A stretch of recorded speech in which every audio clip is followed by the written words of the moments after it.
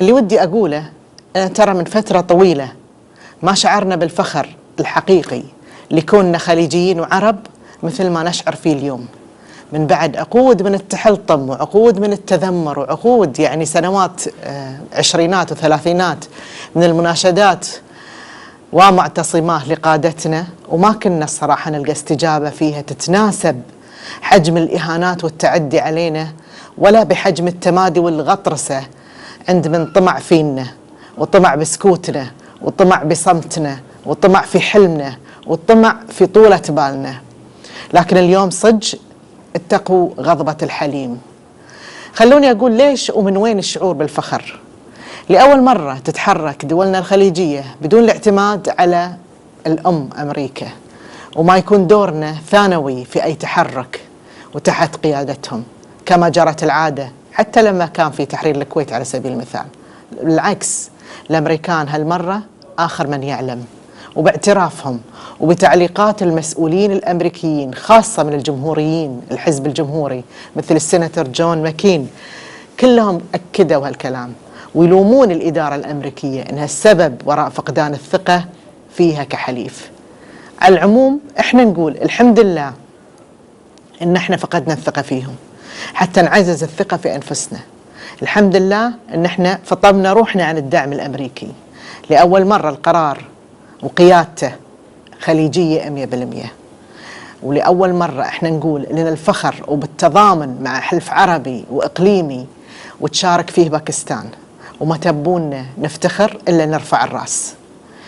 الشيء الثاني اللي خلينا نفتخر بعد هو عنصر المفاجأة في العملية، واعتقد هو إنجاز ومفخرة بحد ذاته وباعتراف من الأعداء، لأن رغم كل العملاء اللي موجودين يخدمون الأجندة الإيرانية في الدول العربية مع الأسف، إلا أن عاصفة الحزم كانت مفاجأة لإيران باعترافهم.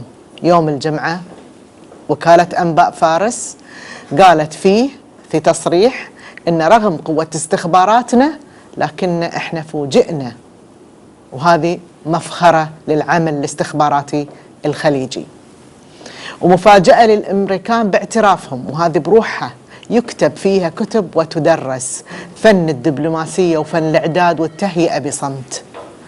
أما الإنجاز الثالث فهو قيادة تحالف بهالحجم من الحشد العسكري متنوع. هذا يعتبر إنجاز خليجي وإنجاز عربي، ترى أبدا مو سهل تجمع تحت أمرك قيادة عدة قوات عسكرية من عدة دول وعلى وحدة هدف. هالكم من القوات المسلحة تقودها ترى يبيلها خبرة، بس سووها عيال السعودية. يعني مو بس الأمريكان قادرين على قيادة تحالف للقوات المسلحة بهالعدد، إلا السعوديين بعد قادرين وقادرين ونص، وهذه مصدر فخر واعتزاز. عاصفة الحزم نقدر نقول عنها أول اختبار لقدراتنا كدول مجلس التعاون، وأول اختبار لاستخباراتنا وقواتنا العسكرية الجوية والبحرية، وأول اختبار لمهاراتنا القيادية.